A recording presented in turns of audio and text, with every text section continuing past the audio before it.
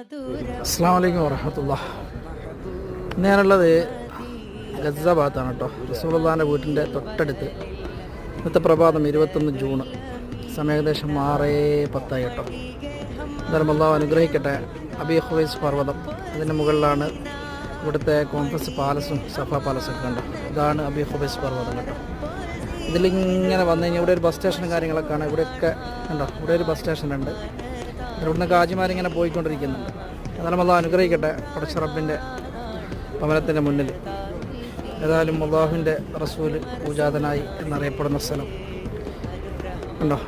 എന്നാലും എല്ലാവർക്കും ഈ ഭവനത്തിൻ്റെ മുന്നിൽ വെച്ചിട്ട് ഇവിടെ വെച്ചിട്ട് പ്രത്യേകമായിട്ട് ദുആയുണ്ട്. അല്ലാഹു എല്ലാവരെയും അനുഗ്രഹിക്കട്ടെ.